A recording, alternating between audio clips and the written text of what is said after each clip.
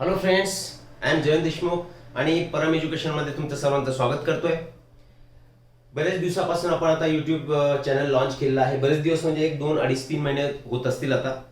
तर नीटच्या रिलेटेड आणि 8, 9, 10 सायन्स आणि मॅथ्सच्या रिलेटेड व्हिडिओ आपण याच्यामध्ये अपलोड केलेले होते. परंतु आता MST CET आणि बोर्ड याच्या अनुषंगाने ज्या काही डिटेल इन्फॉर्मेशन्स असतील ह्या सर्व आता याच्यानंतर आपण सिरीज सुरू करतो आहोत, ज्याच्यामध्ये आता पहिल्या चॅप्टरला मी सुरुवात करतो. याच्यामध्ये chapter 3 inheritance and variation, complete 12वीचा बोर्डचा सिलेबस याच्यामध्ये असणार आहे या सिरीजमध्ये.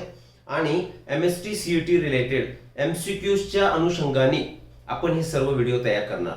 म्हणजे तुमचे ड्युअल पर्पज याच्यामध्ये कंप्लीट होणार. एक तर बोर्डची तयारी सुद्धा तुम्ही करू शकणार आणि MST CET ला लागणारे MCQ जे असतील ते सुद्धा आपण कुठल्या बीट मधून कुठल्या प्रकारे प्रश्न विचारले जातात तेही घेणार. ठीक आहे. वेल, सेकंड थिंग, बोर्डवरती आपण क्वेश्चन आन्सर फॉर्मॅटमध्ये, क्वेश्चन आन्सर जरी त्याला नाव दिलं नसेल तरी कुठल्याही पर्टिक्युलर क्वेश्चनचं तुम्ही आन्सर लिहू शकाल या पद्धतीने आपण याच्यावरती कंटेंट सुद्धा मेन्शन केलेले आहेत. ठीक आहे. जर हा व्हिडिओ सगळ्यात पहिला व्हिडिओ आपला CET रिलेटेड आहे.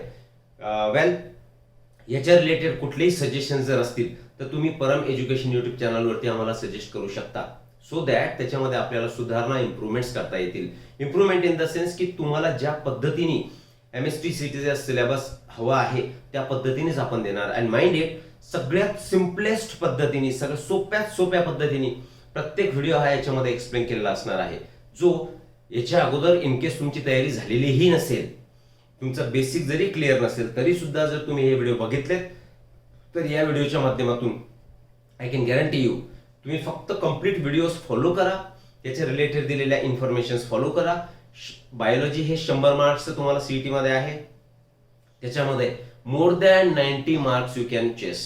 समजलं? इव्हन 100 मार्क्स सुद्धा तुम्ही घेऊ शकाल. त्या पद्धतीने प्रत्येक शब्दांची, प्रत्येक वाक्यांची फोड आपण याच्यामध्ये करणार आहोत. क्लिअर आहे? चला तर सुरुवात करूयात. आपला पहिला चॅप्टर, पहिला म्हणजे आपण सुरुवात करतो म्हणून पहिला म्हणतोय, otherwise it is third chapter in your 12th state board book. चॅप्टरचं नाव काय? तर इनहेरिटन्स अँड व्हेरिएशन. क्लिअर आहे? आता चॅप्टर सुरुवात करायचं आहे ते आपण काय बघूयात अगोदर. इनहेरिटन्स कशाला म्हणायचंय? नो डाऊट लोअर स्टँडर्ड मध्ये सुद्धा तुमचं हे झालेलं आहे. आणि व्हेरिएशन कशाला म्हणायचंय त्याचे एक सुपरफिशियल डेफिनेशन्स आपण बघून घेऊ. वेल, इनहेरिटन्स अँड व्हेरिएशन. ठीक आहे. आता इनहेरिटन्सला दुसरं तुम्ही नाव काय देऊ शकता? इनहेरिटन्सला सिम्पली तुम्ही हेरिडिटी म्हणू शकता. मराठीमध्ये आपण त्याला बोलतो अनुवंशिकता. म्हणजे काय?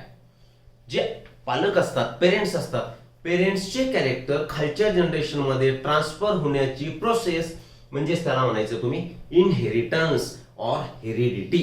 ठीक आहे. आता कॅरेक्टर म्हणजे काय? For example height. Height is a character. ठीक आहे. तुमचा स्किनचा कलर असतो, म्हणजे काळा, गोरा, सावळा जो काय असेल हे सुद्धा काय झालंय? कॅरेक्टर झालंय. आपण इथे मेन्शन करू, दिस इज युअर कॅरेक्टर. आता जर आई वडील हे दोघेही गोरे असतील तर मध्ये गोरेपणा हा त्यांचा काय झाला? गोरेपणा ही त्यांची ट्रेट झाली. कलर आहे, पण कलर कसा आहे? गोरा आहे की काळा आहे? तर याच्यामध्ये आपण लिहू हाईट. हाईट मध्ये आपण काय करू? एक तर टॉल असेल किंवा मीडियम असेल, ओके, किंवा डॉर्फ असेल. डॉर्फ म्हणजे एकदम बुटका, खुजा. मग या हाईटला तुम्ही काय म्हटले? कॅरेक्टर म्हटले. पण हाईट आहे तर कशी आहे? हाईट कमी पण असू शकते, मध्यम असू शकते, जास्त असू शकते. मग हे जे टॉल, मीडियम, डॉर्फ जे आहे तर यांना तुम्ही काय म्हणणार आहे? तर याला तुम्ही ट्रेट म्हणणार. आपण टर्मिनॉलॉजी जेव्हा बघणार तर त्या टर्मिनॉलॉजी मध्ये सगळ्या टर्म्स या लेक्चरमध्ये टर्मिनॉलॉजी पर्यंत येऊन आपण थांबणार. क्लिअर आहे? तर ट्रेट म्हणजे समजलं तुम्हाला, हाईट इज अ कॅरेक्टर. पण हाईट कशी? उंच की कमी? तर that becomes your trait. Skin colour मध्ये जर म्हणाल तुम्ही तर कसा आहे रे बाबा? ब्लॅक आहे, एकदम ब्लॅक आहे की एकदम व्हाईट आहे? Black colour, white colour, grey colour किंवा मलॅटो. मलॅटोचा मिनिंग काय होतो? मलॅटोचा मिनिंग होतो सावळा कलर. मग हा सावळा colour, white colour, black colour हे सुद्धा काय झाले?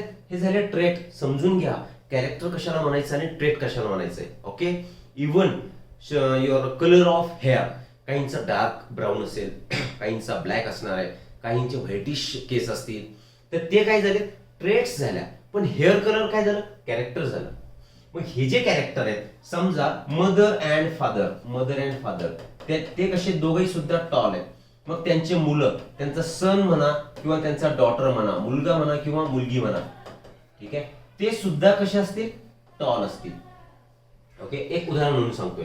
म्हणजेच काय झालंय, या मदर आणि फादर यांचे कॅरेक्टर कुठे ट्रान्सफर झाले, त्यांच्या सनकडे किंवा डॉटरकडे. म्हणजे ही मदरची जनरेशन, मदर फादरची जनरेशन, म्हणजे याला तुम्ही म्हणा पेरेंटल जनरेशन. ओके, आणि ही जी सन किंवा डॉटरची जनरेशन आहे त्याला तुम्ही म्हणा फिलियल जनरेशन, फर्स्ट जनरेशन. बरोबर आहे, त्यांच्यापासून तयार झालेली जनरेशन. मिनिंग काय झाला की एका पेरेंटल जनरेशन कडून नेक्स्ट जनरेशन कडून नेक्स्ट जनरेशन कडे, त्याच्याकडून त्याच्या नेक्स्ट जनरेशन कडे, म्हणजे जनरेशन टू जनरेशन हे जे कॅरेक्टर ट्रान्सफर होणार आहे त्या कॅरेक्टर ट्रान्सफर होण्याला आपण म्हणतो इनहेरिटन्स, और this is also called as heredity. हे आपण याच्यामध्ये डिस्कस करणार आहे. Okay, right. व्हेरिएशन. व्हेरिएशन म्हणजे काय, आता सपोज मदर आणि फादर आहे, ठीक आहे, तर मदर आणि फादर यांच्यासारखेच त्यांची सन आणि डॉटर एक्झॅक्टली आयडेंटिकल असतात का, जशाच्या तशा असतात का, नाही. म्हणजे मदर फादर आणि त्यांचे ऑफस्प्रिंग, आता इथे आपण कुठे लिहिले सन डॉटर, याला तुम्ही सायंटिफिक लँग्वेज मध्ये आपण काय बोलू, ऑफस्प्रिंग म्हणू, किंवा त्यांची प्रोजेनी, त्यांची काय झाली आहे, प्रोजेनी. ओके, मग हे मदर फादर आणि त्यांचे ऑफस्प्रिंग हे एक्झॅक्टली सिमिलर असतात का, नो. सिमिलरिटी निश्चित त्यांच्यामध्ये आहे, परंतु लगेच आयडेंटिफाय करू शकतो ना आपण, वडील हे मुलगा आहे, दोघांमध्ये साम्य दिसतंय, पण वडिलांसारखा कॉपीच्या कॉपी तो मुलगा असणार आहे का, असणार नाहीये. म्हणजेच ही जे डिफरन्सेस दिसत आहेत तुम्हाला फर्स्ट जनरेशन आणि सेकंड जनरेशन मध्ये किंवा जनरेशन टू जनरेशन मध्ये, त्याला तुम्ही म्हणायचे व्हेरिएशन. इव्हन इकडे एक बहीण भाऊ असतील, ते सुद्धा एक्झॅक्टली सिमिलर दिसतात का तुम्हाला, आयडेंटिकल आहेत का, नाहीये. मग त्यांच्यामध्ये जे काय बदल आहेत, त्यांच्यामध्ये जे काही चेंजेस असतील, मदर फादर आणि त्यांचे ऑफस्प्रिंग आणि इव्हन अमंग द ऑफस्प्रिंग, म्हणजे त्यांच्या एकमेकांमध्ये, त्या गोष्टीला तुम्ही म्हणणार व्हेरिएशन. तर ह्या सर्व गोष्टी आता आपण चॅप्टर मध्ये बघणार आहोत. सगळ्यात अगोदर इनहेरिटन्सची स्टडी केली कोणी, तर inheritance was very first studied by Gregor John Mendel. मेंडलने स्टडी केली आहे. He was a priest. He was born to a farmer, एका फार्मरच्या, त्याला पिझंट फार्मर म्हणतात अकॉर्डिंग टू युअर बुक. तर पिझंट फार्मरच्या फॅमिलीमध्ये त्याचा जन्म झाला समथिंग 1822 मध्ये. क्लिअर आहे. आणि त्यांनी मग नंतर प्रिस्ट म्हणूनही काम केलं. एक पुजारी म्हणतो आपण, प्रिस्ट म्हणजे पुजारी, पण हे कुठे, चर्चमध्ये फादर म्हणून त्यांनी काम केलं. नंतर त्यांनी युनिव्हर्सिटीमध्ये ऍज अ लेक्चरर सुद्धा काम केलं. वेगवेगळे इनहेरिटन्सचे लॉस त्यांनी मांडले. ठीक आहे. आणि ह्या सगळ्या इनहेरिटन्सची सगळ्यात अगोदरची स्टडी ही कुणी केली तर मेंडल साहेबांनी केली. म्हणून Mendel is also considered as father of genetics. Me already तुम्हाला सांगितलंय. आता आपण थिअरीची सुद्धा याच्यामध्ये तयारी करणार आणि एमसीक्यू ची प्रॅक्टिस सुद्धा करणार, जे की तुमच्या एमएसटी सीईटी मध्ये तुम्हाला विचारल्या जाणार. Okay, so let's start with can you recall. तुमच्या बुक मध्ये can you recall, can you tell, can you remember, use your brain power, असे वेगवेगळे असे बॉक्सेस मध्ये इन्फॉर्मेशन दिलेली असते किंवा क्वेश्चन्स केलेले असतात. त्याच्यामधून सुद्धा तुम्हाला बोर्ड मध्ये किंवा सीईटी मध्ये प्रश्न विचारले जाऊ शकतात. ठीक आहे ना. तर ते सुद्धा आपण डिटेलमध्ये कव्हर करणार. म्हणजे तुमच्या बुकचा एक शब्द सुद्धा हा अनएक्सप्लेन्ड राहणार नाही. म्हणजे प्रत्येक शब्दाचं एक्सप्लेनेशन तुम्हाला या व्हिडिओज मधून आता या सिरीज मध्ये मिळणार. ठीक आहे. तर याच्यासोबत टिकून राहा. प्रत्येक व्हिडिओ हा कंप्लीट बघत चला, सो दॅट पूर्ण चॅप्टर्स तुमची तुम्हाला कुठल्याही सपोर्टिंग स्टडी मटेरियलची आवश्यकता भासणार नाही. Yes. Is there similarity between the parents and offspring.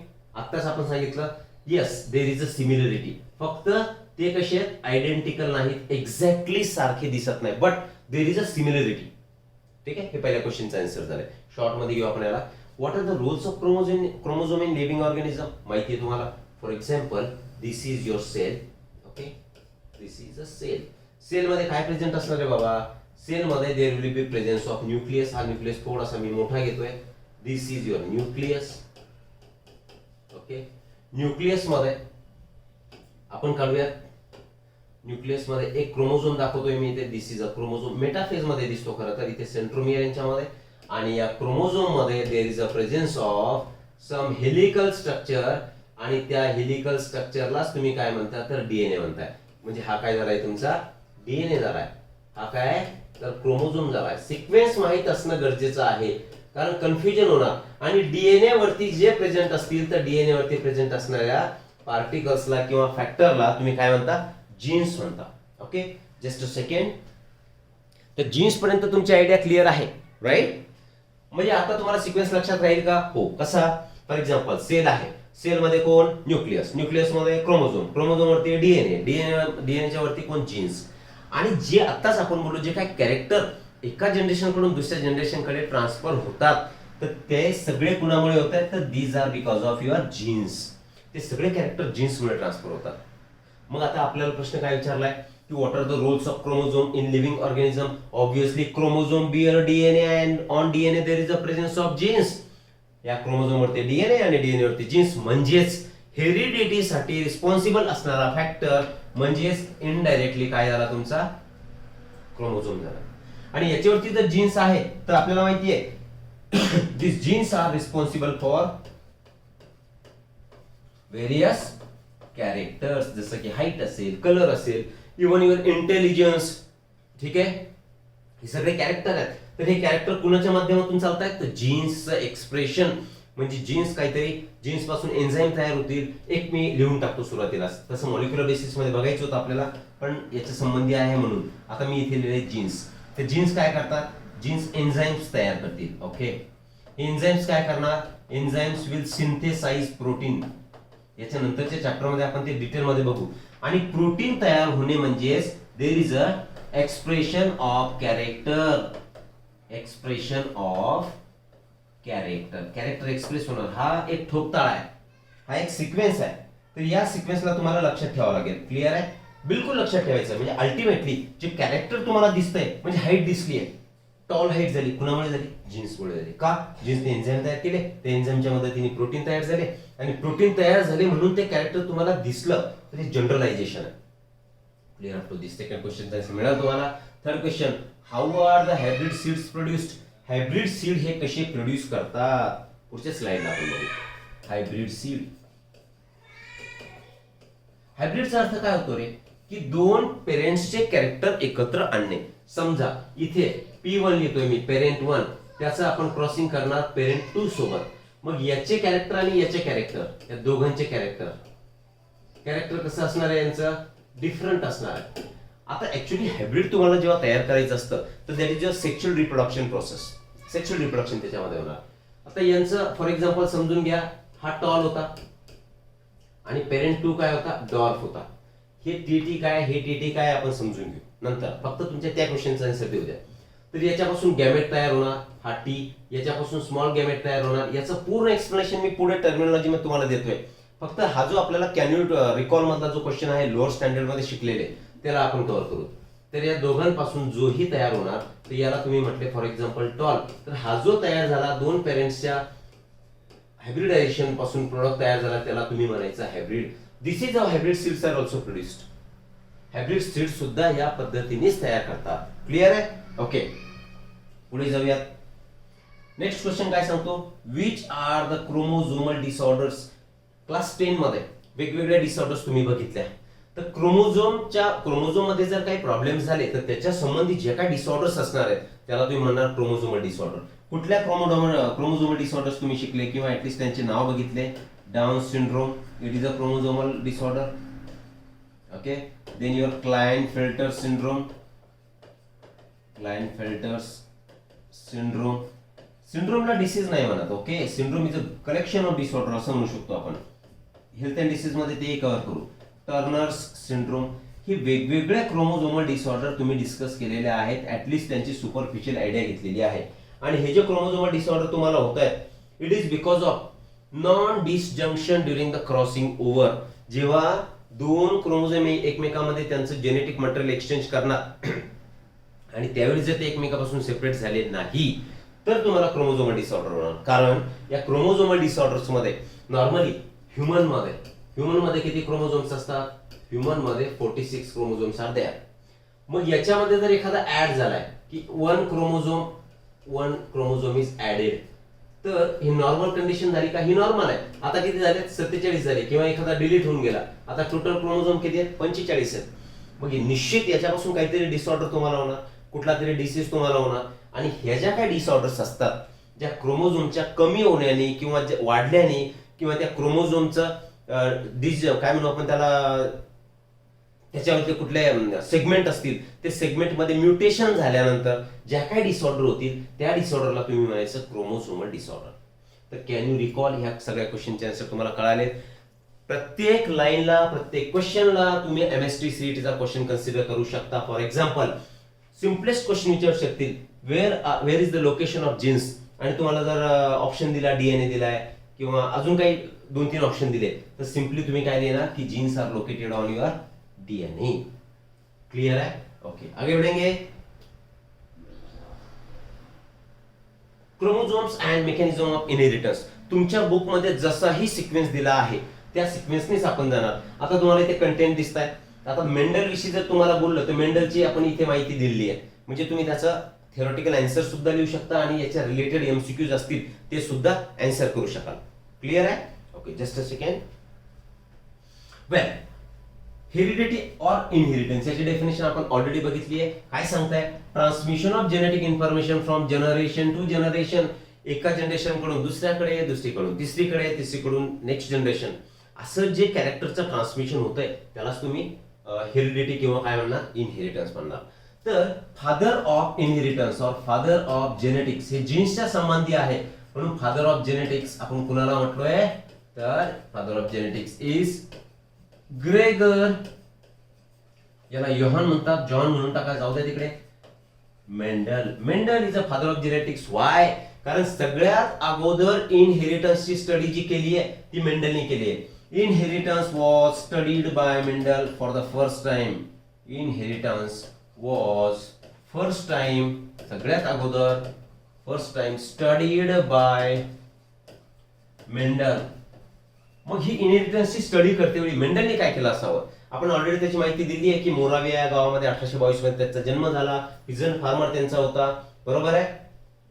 तर त्यांनी पी प्लांट वरती स्टडी केली, तेही बोलू आपण. Inheritance was first time studied by Mendel, so Mendel is considered as father of genetics. मग हे जेव्हा इनहेरिटन्सची स्टडी केली तर त्यांनी व्हेरियस हायब्रिडायझेशन टेक्निक्स याच्यामध्ये वापरले. व्हेरियस हायब्रिडायझेशन म्हणजे हायब्रिड बनवण्याचं technique. Hybridisation techniques were used by Mendel. मेंडलनी काय केलंय? वेगवेगळे हायब्रिडायझेशनचे टेक्निक याच्यामध्ये वापरले. कुठल्या प्लांट वरती मेंडलनी स्टडी केले? की Mendel studied on P plant. Mendel studied on P plant. P म्हणजे गार्डन पी त्याला नॉर्मली म्हणतो आपण, आणि त्याचं सायंटिफिक नेम म्हणजेच काय? पायसम सतायवम. काय म्हणा त्याला? पायसम सतायवम. हा बघा, हे सगळे एमएसटी सीईटीचे एमसीक्यूज तयार होत आहेत. तुम्हाला विचारतील गार्डन पीचं बॉटनिकल नेम सांगा, तर इट इज पायसम सतायवम. मग या पायसम सतायवम वरती, ठीक आहे, त्यांनी वेगवेगळे एक्सपेरिमेंट केलेत, त्यांचे वेगवेगळे कॅरेक्टर शोधलेत. क्लिअर? तर किती कॅरेक्टर्स त्यांनी यांचे त्या प्लांटचे स्टडी केले? तर Mendel studied 7 characters of P plant. He studied 7 characters of plant. आता कॅरेक्टर आणि ट्रेट मी सुरुवातीलाच तुम्हाला सांगितलंय, समजलं ना? हे झाले कॅरेक्टर. आणि योगायोग काय झाला की मेंडलने जे कॅरेक्टर चूज केले ते कॉन्ट्रास्टिंग कॅरेक्टर होते. कॉन्ट्रास्टिंगचा अर्थ काय झाला? हाईट, टॉल आहे की डॉर्फ आहे, विरुद्ध म्हणजे कॉन्ट्रास्ट. मग टॉल आणि उंच आणि गुटका खुजा हे काय विरुद्ध कॅरेक्टर झालं, त्याला म्हणायचं कॉन्ट्रास्टिंग कॅरेक्टर. किंवा काळा आणि गोरा दोन्ही विरुद्ध कॅरेक्टर झाले. ठीक आहे, आता त्याला कॅरेक्टर नाही म्हणणार आपण, कॅरेक्टर इज अ कलर. पण काळा आणि गोरा हे काय झाले? ट्रेट. मग त्यांना वेगवेगळे कॉन्ट्रास्टिंग ट्रेट सुद्धा त्याच्यामध्ये मिळाले. ओके, तर जर प्रश्न तुम्हाला विचारला की how many characters did Mendel study, तर मेंडल स्टडीड 7 कॅरेक्टर्स. पण ते कॅरेक्टर्स काय? पेअर्स मध्ये. आणि ट्रेट मध्ये जर विचारलं तर how many traits he study? 14 traits त्यांनी स्टडी केल्या. किती ट्रेट? 14. परत एक वेळा मी सांगतोय, कॅरेक्टर उदाहरण परत घेऊ. इथे उदाहरण काय घेतलंय आपण? Height. Height is a character. आणि ट्रेट म्हणजे काय? Tall and dwarf. मग मला एक सांगा, 7 कॅरेक्टर असतील तर ट्रेट किती होत आहेत? प्रत्येक कॅरेक्टरच्या 2 ट्रेट. मग 7 कॅरेक्टरचे किती होतील? 14 ट्रेट. हा क्वेश्चन लास्ट इयर नीट मध्ये विचारला होता, तर मुलांनी 7 कॅरेक्टर्स लिहून टाकले. ऍक्च्युअली 14 ट्रेट्स हे आन्सर लिहायला हवं. मग 14 traits were studied by Mendel. ठीक आहे, जस्ट अ सेकंड, 1 मिनिट. ठीक आहे, म्हणजे ट्रेट आणि कॅरेक्टर तुम्हाला कळालं. मेंडलनी काय केलं? पायसम सतायवम पी प्लांट वरती स्टडी केली, परंतु 7 कॅरेक्टर त्यांनी जे चूज केले, ही हॅड सिलेक्टेड 7 कॅरेक्टर. पण असंही नाहीये, जेव्हा त्यांनी स्टडी करायला सुरुवात केली त्यावेळी जवळपास 34 कॅरेक्टर 34 कॅरेक्टर्स त्यांनी सिलेक्ट केले होते, परंतु त्यांच्यामध्ये त्यांचे कॉन्ट्रास्ट कॅरेक्टर त्यांना मिळाले नसतील किंवा अजून काही अडचणी आल्या असतील, तर फायनली ते 7 कॅरेक्टर्स वरती येऊन थांबले. क्लिअर आहे. त्यांनी काय केलं, प्रत्येक कॅरेक्टर हा सेपरेटली स्टडी केला. बघा, he studied every character separately. He studied every character separately. असं नाही केलं त्यांनी की ऍट ए टाइमच 7च्या 7 कॅरेक्टर स्टडी केले. हाईट स्टडी करायची, फ्लावरची कलर, फ्लावरची position, pod colour, pod shape, सीडचा शेप, सीडचा कलर. ठीक आहे, हे ऍट ए टाइम नाही केलं. एका वेळी एकच character, for example height character घेतला आणि हाईट आता बघितली त्यांनी, एक टॉल प्लांट घेतली आणि दुसरी डॉर्क प्लांट घेतली. यांच्याविषयीचे सगळं प्रपोर्शन रेशिओ काढून घेतले. बरोबर. सेकंड टाइमला काय केलं असेल त्यांनी, त्या सीडचा कलर घेतला आणि मग तो कलर कसा आहे, सपोज ग्रीन आहे की येलो आहे, तर याची स्टडी केली. सम म्हणजे त्यांनी मोनो हायब्रिड क्रॉस सुद्धा केले. एक कॅरेक्टर घेतला, कधी कधी 2 कॅरेक्टर मिक्स केले, हाईट अँड कलर. मग हे 2 कॅरेक्टर एकत्र घेऊन त्यांची स्टडी केली, त्यांचा डेटा मेंटेन ठेवला. ही मेंटेन मॅथमॅटिकल आणि स्टॅटिस्टिकल डेटा, कारण त्यांनी जे काय काम केलं त्या कामाची सगळी माहिती त्यांनी मेंटेन ठेवली, त्याचा रेकॉर्ड ठेवला. असं नाही की स्टडी केली, ऑब्झर्व केलं, बाजूला फेकलं. नाही, त्याला सिस्टमॅटिक वेने त्याला लिहून सुद्धा ठेवलं की ओके, मी 1000 प्लांट तयार केले, त्याच्यामध्ये हाईटचं कॅरेक्टर त्यांनी घेतलं होतं. मग किती टॉल आले, किती डॉर्फ आले, त्यांचा रेशिओ काढून ठेवला. कलर, तर शेप घ्या, राऊंड शेपच्या सीड किती मिळाल्या, रिंकल म्हणजे अशा सुकलेल्या सीड किती मिळाल्या, त्याचंही प्रमाण लिहून ठेवलं. आणि हे असे काही कारण होते की एका वेळी एक कॅरेक्टर स्टडी करणे, किंवा कधी 2 करणे, कधी 3 करणे, नंतर त्यांचा मॅथमॅटिकल, नंतर स्टॅटिस्टिकल डेटा मेंटेन ठेवणे. ह्या सगळ्या कारणांमुळे मेंडलनी जे वर्क केलं ते सक्सेसफुल सुद्धा झालं. ठीक आहे. वेल, अजून काय केलं त्यांनी, काय म्हटलं आपण, सॅम्पल साईज. सॅम्पल साईज कशाला म्हणायचं, मेंडलनी जी सॅम्पल साईज यूज केली, म्हणजे असं केलं नाही की 10 प्लांट घेतले आणि 10 प्लांटची स्टडी केली आणि त्याच्यावरून त्यांचे डायरेक्ट त्यांचे लॉ मांडून टाकले. असं केलं नाही. सॅम्पल साईज म्हणजे काय, फॉर एक्झाम्पल 1000 प्लांटची स्टडी त्यांनी केली असेल, मग 1000 प्लांट मध्ये असं समजू आपण की त्यांना 680 प्लांट या कशा सापडल्या, टॉल सापडल्या, आणि रिमेनिंग किती 320 असतील. बरोबर. या कशा सापडल्या, डॉर्फ सापडल्या. मग यांची रेशिओ सुद्धा त्यांनी मेंटेन करून ठेवले. आणि अशी बरीच काही कारणं होती की ज्याच्यामुळे मेंडलनी जे काम केलं त्याच्यामध्ये त्यांना सक्सेस सुद्धा मिळाला. हायब्रिडायझेशन टेक्निक बद्दल आपण बोलत होतो. हायब्रिडायझेशन टेक्निक त्यांनी यूज केलं, तर त्या टेक्निक मध्ये कुठल्या कुठल्या स्टेप्सचा वापर केला आपल्या या बोर्डच्या बुक मध्ये दिलेला नाही, पण हायब्रिडायझेशन टेक्निकच्या स्टेप सुद्धा मेंडलनी जे एक्सपेरिमेंट केले, ते एक्सपेरिमेंट कोणत्या स्टेप्स त्याच्यामध्ये फॉलो केल्या हे सुद्धा माहित असणं गरजेचं आहे. तर कुठल्या स्टेप फॉलो केल्या, पहिली आपण लिहू steps in Mendel's experiment. He study बाळांनो तुम्ही भविष्यामध्ये फार्मसी करा किंवा पॅरामेडिकल कोर्सेस करा किंवा ऍग्रिकल्चर करा किंवा तुमचा कुठलाही सायंटिफिक बॅकग्राऊंड BSc इव्हन करा, तुम्हाला हा MSc पर्यंत कामाला येणार. इव्हन सेटनेट सारख्या परीक्षेमध्ये सुद्धा ही नॉलेज कामाला येणार. त्याच्यामुळे एक एक कॉन्सेप्ट समजून घेण्याचा प्रयत्न करा.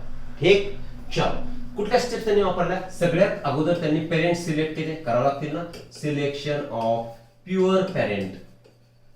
Selection of pure parent, it was the first step. आता प्युअर पेरेंट म्हणजे काय, उदाहरण समजा एक टॉल प्लांट आपण इथे टॉल प्लांटचे सीड काढले आणि लावले, तर त्याच्यापासून तुम्हाला टॉल प्लांट मिळाली. म्हणजे एकच मिळेल का, समजा या टॉल प्लांटचे 1000 सीड आहे, ते 1000 सीड लावल्या आणि सगळे तुम्हाला टॉल मिळाले. मग त्यातलं एक झाड घ्या, त्याच्या 1000 सीड काढा, त्याला पेरवून द्या, त्याच्यापासून सुद्धा तुम्हाला काय मिळणार, टॉलच प्लांट मिळणार. म्हणजे ही टॉल प्लांट काय झाली, प्युअर प्लांट झाली. प्युअर मग तो पेरेंट झाला प्युअर, की ज्याच्यापासून की टॉलच प्लांट येणार, डार्क प्लांट तुम्हाला येणार नाही. मग त्या प्युअरचं मिनिंग आपण समजून घेऊ नंतर. Okay, pure parent. Second, artificial hybridisation. Artificial hybridisation याचा अर्थ काय होतो, समजा त्यांनी ही टॉल प्लांट घेतली आणि दुसरी त्यांच्या कॉन्ट्रास्टिंग कॅरेक्टर मध्ये विरुद्ध कॅरेक्टरची प्लांट कोणती घेतली, डॉर्फ. यांच्यामध्ये यांना काय करायचं होतं, हायब्रिडायझेशन. तर या स्टेप मध्ये काय केलं, आता इथे शॉर्टकट मध्ये मी काढतो. ह्या टॉल प्लांटचा समजा ही टॉल प्लांट फिमेल होती, तर या फिमेल प्लांटला ओके समजून घ्यायचंय. हे स्ट्रक्चर जे काढलंय मी, तर हे फिमेल प्लांटची काय झाली, ओरी झाली. ही काय झाली आहे, स्टाईल, आणि ही आहे ओरीची स्टिग्मा. ही डॉर्फ प्लांट काय म्हणून प्रिफर केली त्यांनी, मेल. आणि टॉल प्लांट कुठली होती, फिमेलची प्लांट होती. क्लिअर. तर डॉर्फ प्लांटचा कोण घेतला, अँथर म्हणजे काय, समजा हे एक स्ट्रक्चर आहे आणि इथे तुम्हाला असं जे स्ट्रक्चर दिसतं याला तुम्ही म्हणायचंय अँथर. या अँथर वरती इथे काय प्रेझेंट असतील रे बाबा, पोलन ग्रेन. नाव तर ऐकलं असेल तुम्ही. आणि पोलन ग्रेन म्हणजेच it is nothing but, pollen grain म्हणजेच काय झाला, मेल गॅमेट झाला. आता हे फिमेल गॅमेट, तर इथे काय प्रेझेंट असणार, एग. तर ओरीमध्ये प्रेझेंट असतात एग. आर्टिफिशियल हायब्रिडायझेशनचा मिनिंग काय होतो की त्यांनी जे दोन प्लांट सिलेक्ट केले, डॉर्फ आणि टॉल, तर यांच्यामध्ये हायब्रिडायझेशन करायचं. तर टिपिकली या अँथरचे पोलन काढले आणि याच्यावरती आणून डस्ट केले, या स्टिग्मावरती डस्ट केले. म्हणजे काय होईल की दुसऱ्या जो त्यांनी सिलेक्ट न केलेली प्लांट असेल त्याचे पोलन ग्रेन सुद्धा याच्यावर येऊ शकतात की नाही, पोलिनेशनच्या माध्यमातून. बरोबर आहे. तर त्यांनी तसं नाही केलं, स्ट्रिक्टली याला अगोदर बॅग लावून टाकली, याला बॅग लावली, मग यातला अँथर काढला आणि याच्यावरती आणून टाकला. म्हणजे दुसऱ्या कोणत्याही प्लांटचा, जी प्लांट त्यांनी सिलेक्ट केली नाही त्या प्लांटचा पोलन याच्यावर येऊन पडायला नको. ठीक आहे. म्हणजेच त्यांनी हे आर्टिफिशियली घडवून आणलं. म्हणजे त्यांना जे जे हवे कॅरेक्टर आहे त्यांना काय चेक करायचं होतं, टॉल अँड डॉर्फ यांचं जर हायब्रिड येतोय तर हायब्रिड कसा येतो ते चेक करायचं. मग ही पण प्युअर प्लांट घेतली, ही पण प्युअर घेतली. ओके. या प्लांटचे स्वतःहून त्यांनी पोलन काढले आणि दुसऱ्या प्लांटच्या स्टिग्मावरती टाकले. म्हणजे यांच्यापासून प्युअर हायब्रिड तयार होणार.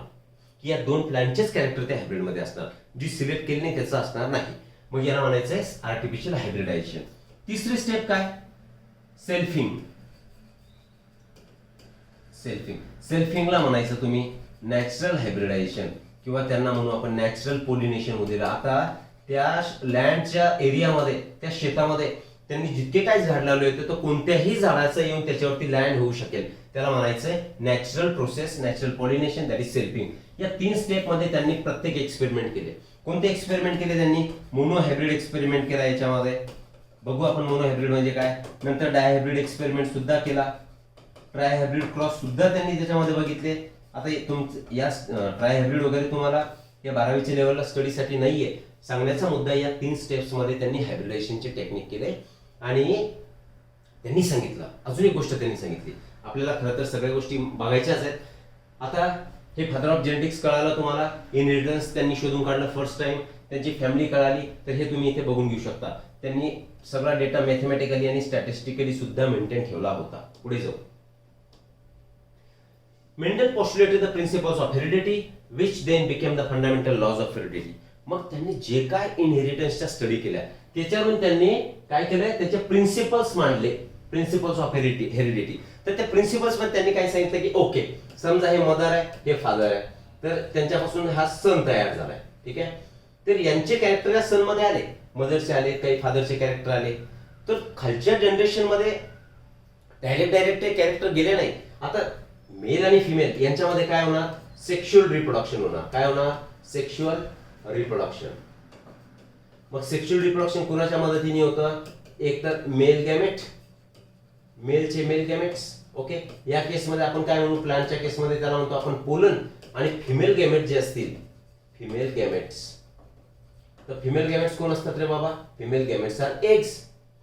मग या मेल आणि फिमेल गॅमेटच्या माध्यमातून सन तयार झाला. इथे आपण अॅनिमलचं दाखवतोय, ती प्लांट तयार झाली. उदाहरण समजून घ्या, काही समजा अॅनिमल म्हणा किंवा प्लांट म्हणा. तर जे खालचं हायब्रिड, हे सन म्हणजे काय झालं, हायब्रिड झालं, दोघांचं मिक्सचर झालं. ते प्लांट समजा, हे हायब्रिड प्लांट तयार झाली. तर यांच्यामध्ये यांचे कॅरेक्टर आले, तर कुणामधून येतील, ऑब्व्हियसली या मेल आणि फिमेल गॅमेट्स मधूनच ट्रान्सफर होतील. आणि या मेल आणि फिमेल गॅमेट मध्ये काहीतरी प्रेझेंट असलं पाहिजे जे की हायब्रिड मध्ये मदर आणि फादर किंवा त्यांच्या पेरेंटचे कॅरेक्टर इंट्रोड्यूस करतात किंवा त्याच्यामध्ये दिसतात. तर त्या गॅमेट्स मध्ये त्यांनी सांगितलं जे काय प्रेझेंट होतं त्याला त्यांनी नाव दिलं फॅक्टर. त्या गॅमेट मध्ये काय प्रेझेंट असावं असं त्यांचं म्हणणं होतं, फॅक्टर. त्याला नाव फॅक्टर दिलं. आणि त्याच फॅक्टरला आज आपण कोणत्या नावाने ओळखतो, तर we identify that factor as genes. म्हणजेच मेंडलनी बघा, त्यावेळी मायक्रोस्कोपीची डेव्हलपमेंट झालेली नव्हती, कुठल्याही सायंटिफिक सुविधा त्यांना मिळाल्या नाही, तरी सुद्धा त्यांनी एक अंदाज केला की हा ठीक आहे, ही पेरेंट, हे दोन पेरेंट्स आहेत त्यांच्यामध्ये रिप्रोडक्शन झालंय, मग खाली हायब्रिड तयार झालंय, तर त्या हायब्रिडमध्ये जे कॅरेक्टर आले दोघांचे आले, मग ते हायब्रिड कशामुळे तयार झालं, तर गॅमेटमुळे. मग या गॅमेटमध्येच काहीतरी प्रेझेंट असलं पाहिजे, आणि ते जे काहीतरी होतं त्या काहीतरीला त्यांनी नाव दिलं फॅक्टर. आणि नंतर मायक्रोस्कोपी डेव्हलप झाली, आणि त्याच्यानंतर असं कळालं की मेंडल ज्याला फॅक्टर म्हणायचे ते फॅक्टर म्हणजे जीन्स आहे.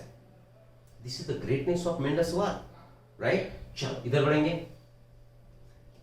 मग हे कोरेन काय झालं की मेंडलच्या वेळी बरं अशा काही सुविधा नव्हत्या, कम्युनिकेशनच्या माध्यम नव्हते, जसे की टेलिफोन झाला किंवा तुमचा मोबाईल झाला किंवा ट्रान्सपोर्ट सुविधा नव्हत्या. मेंडलनी इतकं सारं काम करून ठेवलं, पण त्यांचं पब्लिकेशन होऊ शकलं नाही. जगासमोर त्यांनी केलेल्या कामाची माहिती येऊ शकली नाही. ठीक आहे. त्याच्यामुळे ते मरण पावल्यानंतर 2-3 सायंटिस्ट आले, जसं की शर्मॅन आहे, ते कोरेन्स आहे. या सायंटिस्टनी परत त्यांचं काम रिस्टडी केलं, आणि मग तेव्हा सापडलं की what type of work was done by Mendel.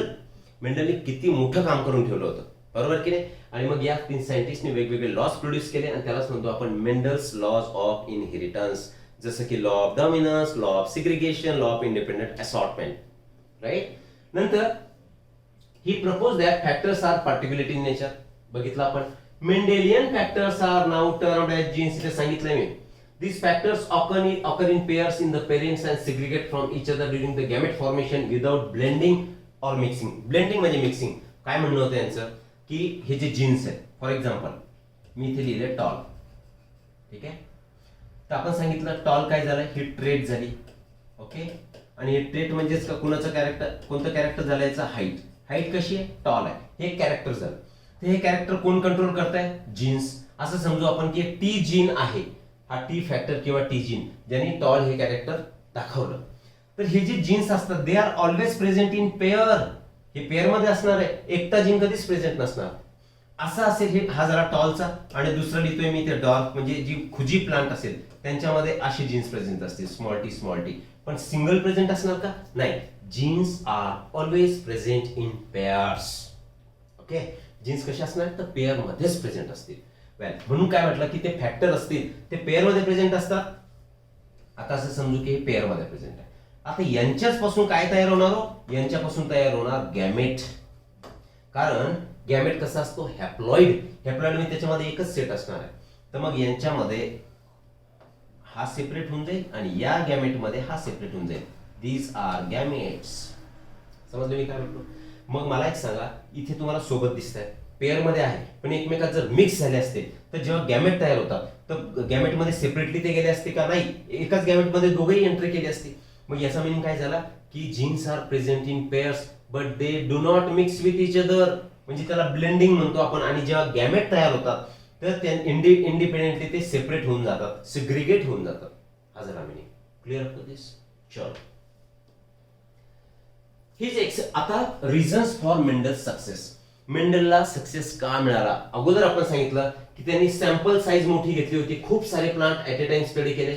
Sample size was big sample size. ठीक आहे. नंतर 1 character at a time, he studied 1 character at a time. मग ते कॅरेक्टर झालं की कधी कधी त्यांनी 2 or 3 characters at a time study केले. नंतर त्यांनी त्यांचं मॅथमॅटिकल कॅल्क्युलेशन करून मॅथमॅटिकल अँड स्टॅटिस्टिकल म्हणजे ग्राफच्या स्वरूपात असं म्हणू आपण, स्टॅटिस्टिकल डेटा सुद्धा त्यांनी मेंटेन ठेवला. ओके. आणि मेंडलचं अजून एक झालं की त्यांनी जे 7 कॅरेक्टर चूज केले तर ते सगळे कॅरेक्टर योगाने कॉन्ट्रास्टिंग निघाले. Characters chosen by Mendel were contrasting, म्हणजे टॉल आणि dark, black and white, red and white किंवा पर्पल अँड व्हाईट, असे कॉन्ट्रास्टिंग कॅरेक्टर त्यांना मिळाले. म्हणजे सोपं झालं त्यांना स्टडी करायला. ओके ना. जर जवळजवळचं साम्य जर असतं तर थोडं अवघड गेलं असतं की आता काय समजायचं, कुणामुळे समजायचं, राईट. ओके. नंतर काय, कॉन्ट्रास्टिंग कॅरेक्टर झालंय, रेकॉर्डिंग त्यांनी मेंटेन ठेवलाय, एक्सपेरिमेंट केअरफुली प्लान. त्यांनी जे एक्सपेरिमेंट केले ते एक्सपेरिमेंट कसे होते, दीज वर केअरफुली प्लान, असा अंदाधुंद नाही, त्यांनी एका सिस्टमॅटिक वेनीच त्यांची स्टडी केली.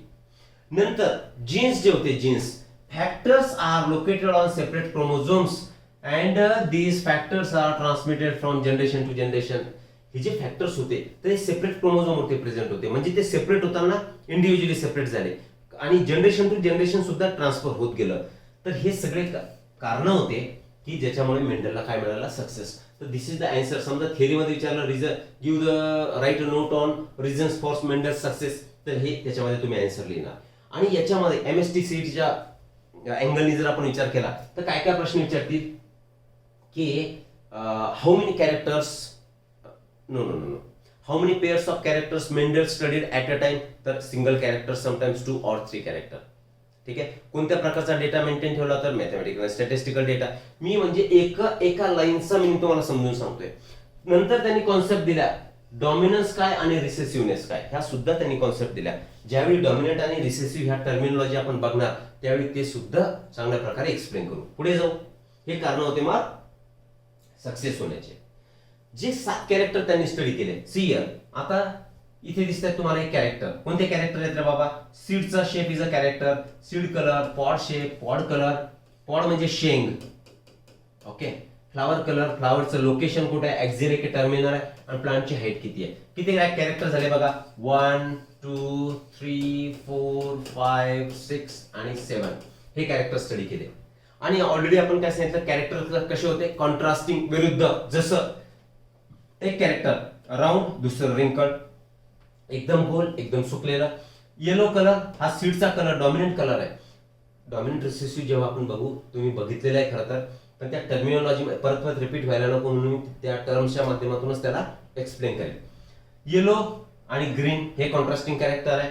नंतर इन्फ्लेटेड म्हणजे अशी टवटवीत, आणि इथे सुकलेली कन्स्ट्रिक्टेड, ही पॉडचा शेप झाला, पॉडचा कलर ग्रीन आणि दुसरा कलर येलो, हे सुद्धा ओळखता आलं त्यांना. पर्पल कलर आणि व्हाईट कलर हे काय झालं, फ्लावरचा कलर. एक तर ऍक्झियल पोझिशन, ऍक्झियल म्हणजे काय, अशी बाजूबाजूला आहे आणि त्याची वरती ग्रोथ सुरू आहे. आणि टर्मिनल म्हणजे काय, एंड पार्टला आता फ्लावर प्रेझेंट आहे, म्हणजे विरुद्ध दिसलं की नाही. त्यांना सरळ सरळ काय समजा त्यांनी फ्लावरचं लोकेशन हे कॅरेक्टर स्टडी केलं असेल तर काय त्यांना सरळ बघायचं होतं की हा टोकाशी कोणाचे फ्लावर आले तर इतक्या प्लांटचे आले, मग बाजूबाजूला कोणाचे आले तर काय जो नंबर असेल तो, मग त्यांना ओळखायला सुद्धा सोपं झालं. ते कॉन्ट्रास्टिंग टॉल आणि dark.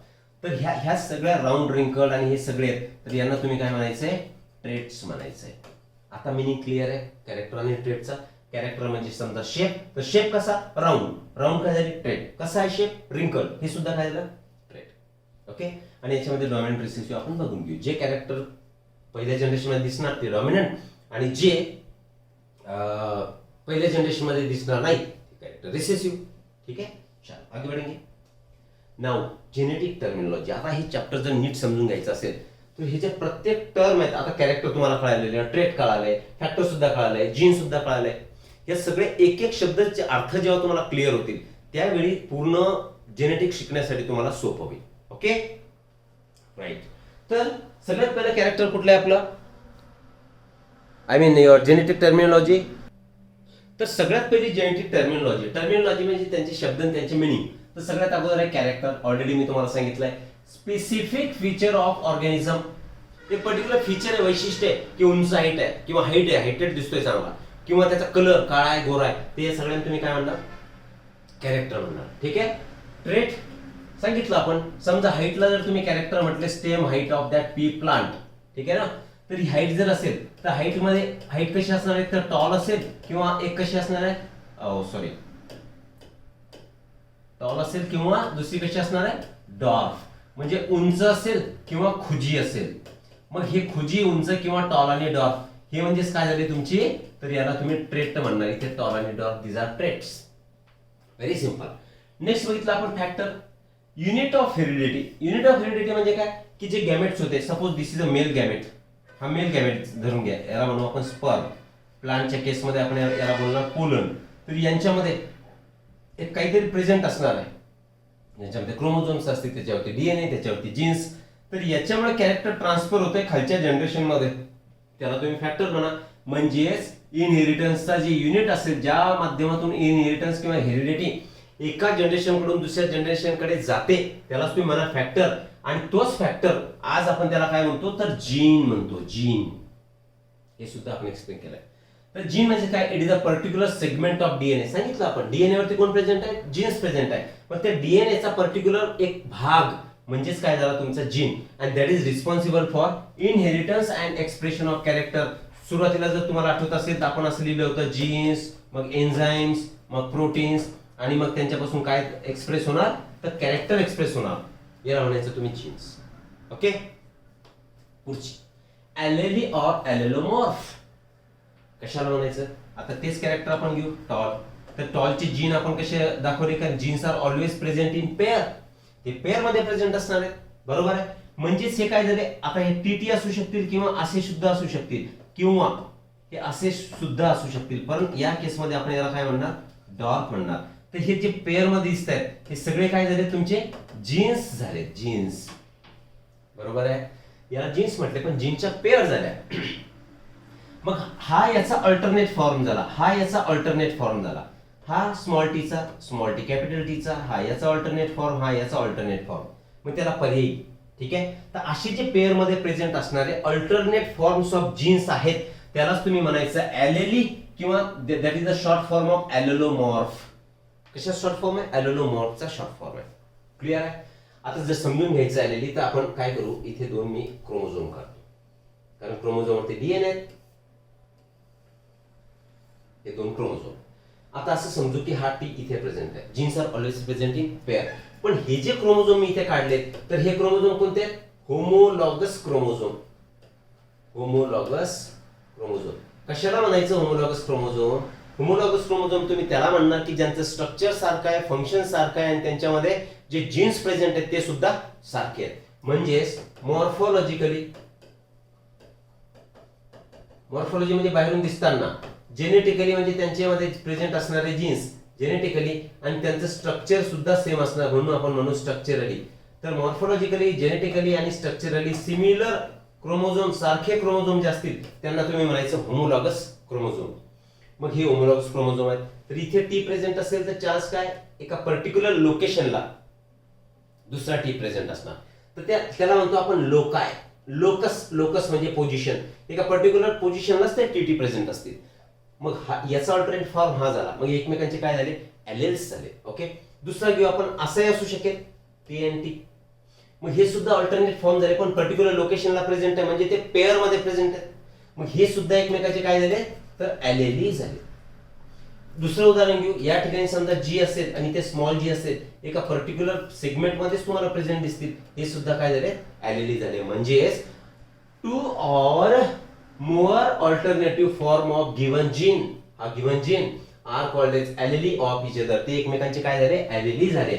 They occupy identical loci, सारखंच पोझिशन, सारखीच पोझिशन ते ऑक्युपाय करतील, तिथेच प्रेझेंट असतील. ऑन होमोलॉगस क्रोमोझोम, हे homologous chromosome. Allele is a short form of allelomorph. Allele clear? Okay.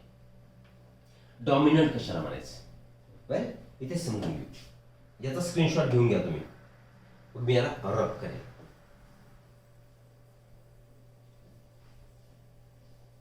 आता डॉमिनंट कशाला म्हणायचं आणि रिसेसिव्ह कशाला म्हणायचं. आता समजा हे तर कळालं तुम्हाला, ॲलेली आणि जीन्स हे पेअर मध्ये असतात आणि जीन्स हे कॅरेक्टर दाखवतात, आणि कॅरेक्टर म्हणजे कॉन्ट्रास्टिंग कॅरेक्टर असले त्याला म्हणतो आपण ट्रेट. पुन्हा सेम एक्झाम्पल घेऊ आपण. ही टॉल प्लांट आहे, कशी प्लांट आहे टॉल, आणि डॉर्फ प्लांट म्हणजे ही, डॉर्फ म्हणजे खुजी प्लांट, त्याच्यामध्ये हे प्रेझेंट असणारे जीन्स. ठीक आहे.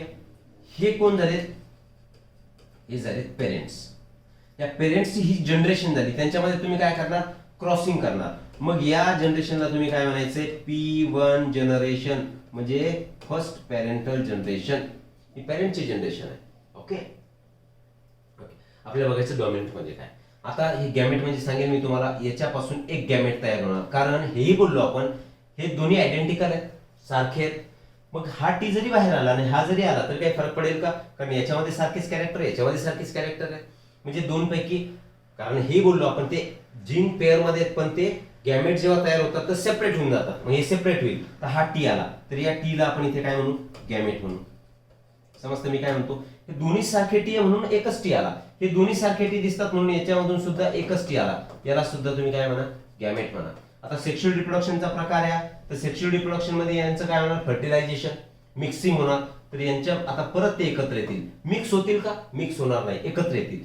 मग आता ही झाली हायब्रिड जनरेशन. ठीक आहे. तर या हायब्रिडलाच तुम्ही काय म्हणा F1 हायब्रिड. म्हणजेच यालाच तुम्ही दुसऱ्या भाषेमध्ये म्हणायचं ऑफस्प्रिंग तयार झाला किंवा त्याची प्रोजिनी तयार झाली, खालची जनरेशन तयार झाली, म्हणून त्याला F1 हायब्रिड म्हणा किंवा ही जी जनरेशन आहे त्या जनरेशनला तुम्ही म्हणणार F1 जनरेशन. आणि या F1 चा लॉंग फॉर्म काय होतो? First filial generation. First filial generation. ठीक. मग याच्या पहिल्या जनरेशन मध्ये जो हायब्रिड मिळाला, हा हायब्रिड सुद्धा तुम्हाला कसा मिळालाय? टॉल मिळाला. टॉल. ओके. स्मॉल टी काय दाखवतोय? डॉर्फ. ओके. कॅपिटल टी असेल तर टॉल. आता इथे स्मॉल पण आहे, कॅपिटल पण आहे, तरी सुद्धा ही ह्या सगळ्या प्लांट तुम्हाला ते सीड लावल्यानंतर कशा दिसल्या? टॉल दिसल्या. म्हणजे या दोन पेरेंट पैकी एकाच पेरेंटचं कॅरेक्टर हे F1 जनरेशन मध्ये तुम्हाला दिसलं आणि जे कॅरेक्टर तुम्हाला दिसलं त्याला म्हणायचं तुम्ही डॉमिनंट कॅरेक्टर.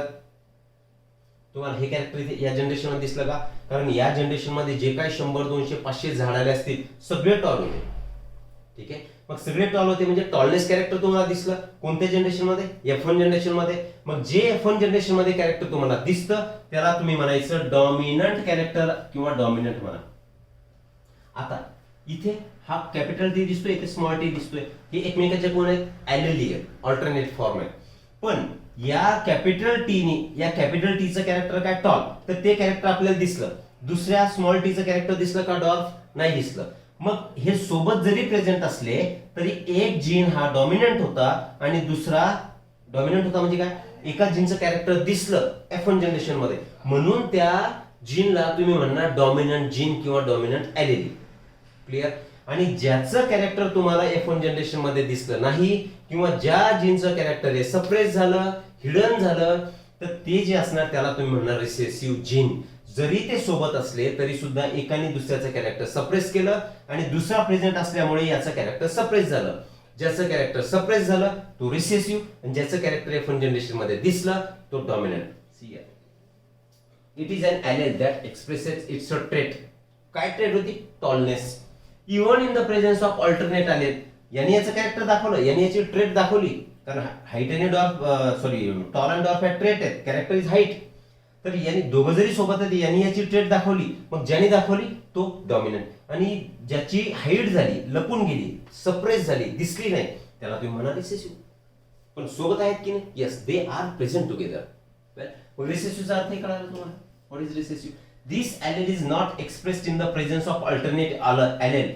हे दोन एकमेकाचे ॲलेल आहेत, तर याच्या प्रेझेन्स मध्ये याची ट्रेट दिसली का? डॉर्कनेस. तशी प्लांट तयार झाली का? नाही. मग तयार झाले म्हणून त्याला म्हणायचं तुम्ही यू आर रिसेसिव्ह. ओके. तर ही कंडिशन तुम्हाला हेट्रोझायगस कंडिशन मध्ये दिसणार.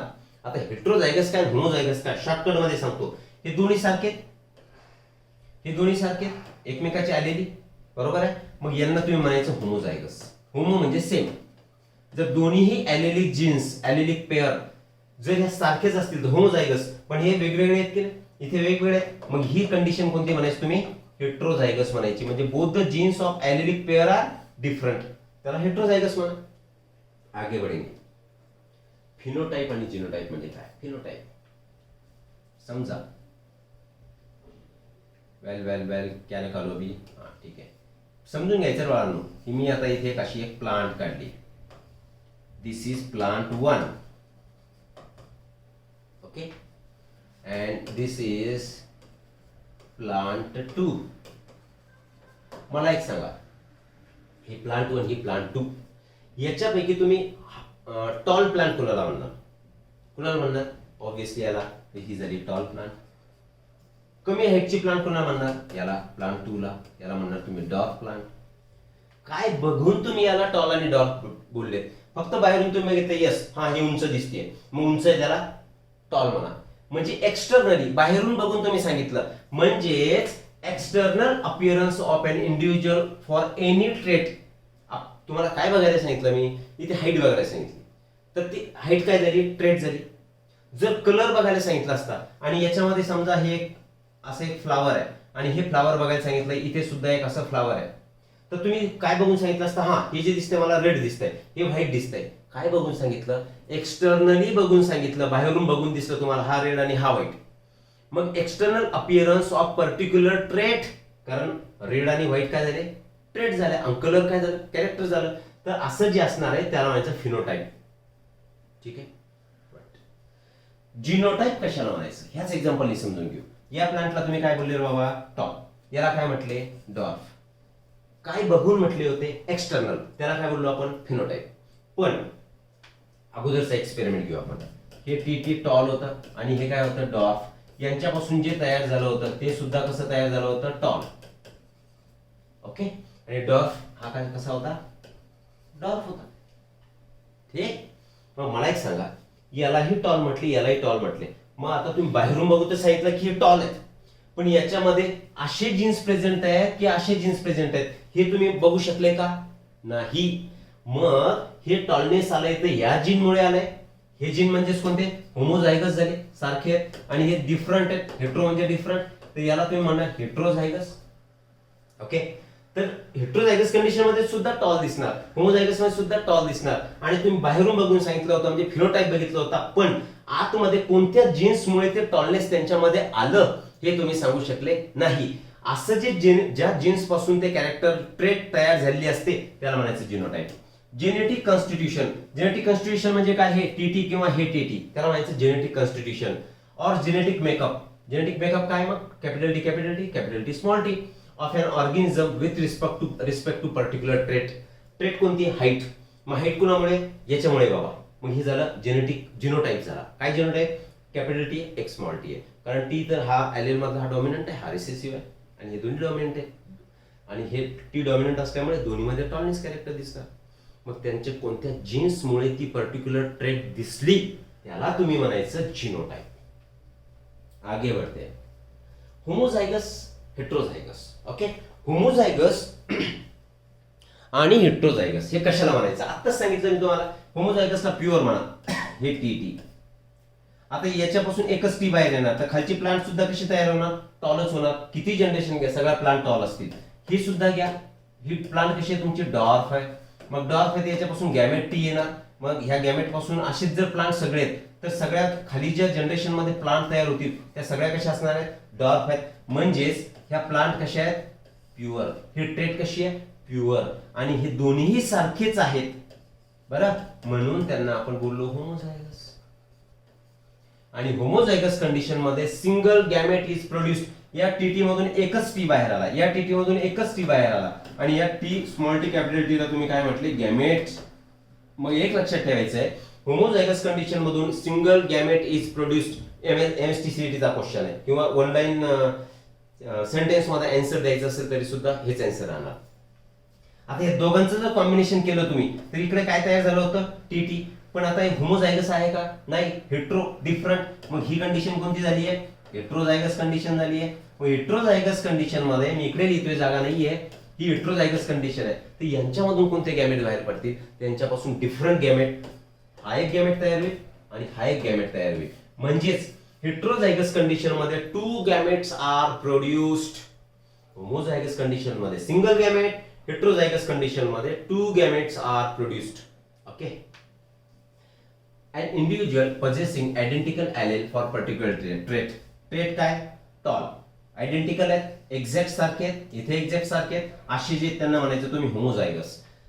होमोझायगस और pure for that trait. Pure आहेत कारण त्यांच्यापासून तीच प्लांट तयार होणार, तशीच प्लांट तयार होणार. Heterozygous, individual possessing contrasting allele. Contrasting म्हणजे काय, हे कॅपिटल टी स्मॉल टी हे कॉन्ट्रास्ट आहे. मग असे एलेल जर प्रेझेंट असतील तर ती कंडिशन झाली हेट्रोझायगस. आणि where they are called as heterozygous. Okay. आणि त्यांच्यापासून किती गॅमेट्स तयार झाले, in heterozygous condition 2 gametes are formed. 2 gametes are formed. Done आहे. चलो आगे बढ़ते. Pure line. प्युअर लाईन काय सांगितलं आपण, प्युअर लाईन. जर प्युअर लाईन तुम्हाला ऑब्टेन करायची असेल, जर मिळवायची असेल तर 2 ते 3 जनरेशन मध्ये ती प्लांट वाढवावं लागेल. फॉर एक्झाम्पल, हे याचं मिनिंग तुम्ही बघत राहा, तुम्हाला लिहिण्यासाठी कामाला येईल. समजा ही टॉल प्लांट आहे, ही टॉल प्लांट आता मी पेरली किंवा लावली, तर या ही झाली फर्स्ट जनरेशन. असं लिहितो मी, F1 जनरेशन लिहितोय, फर्स्ट जनरेशन. तर नंतर कोणती जनरेशन येणार, सेकंड जनरेशन. तर सेकंड जनरेशन मध्ये असं समजू आपण, वेल असं नको लिहायला होतं मी, एक मिनिट. आता मी टॉल प्लांट्स इथे लावल्या आणि यांच्यापासून आता इतक्या साऱ्या प्लांट ह्या तयार झाल्या. याचे सीड लावले म्हणजे टॉल प्लांटचे सीड लावले.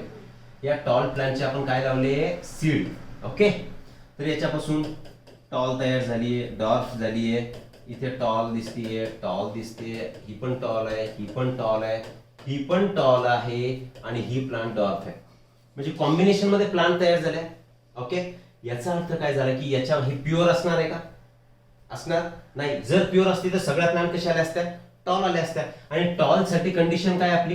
ही टी. पण आता इथे जर डॉर्फ आलं आहे तर याच्यामध्ये ऑब्व्हियसली डॉर्फ असंच दिसतं तुम्हाला.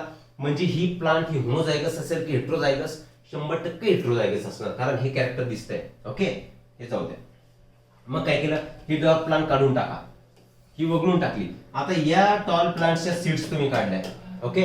आणि समजा ही प्लांट घेतली, ह्या टॉल प्लांटच्या सीड काढल्या आणि परत लावून दिल्या. याच्यापासून परत भरपूर सारे तुम्हाला प्लांट मिळाले. ठीक आहे.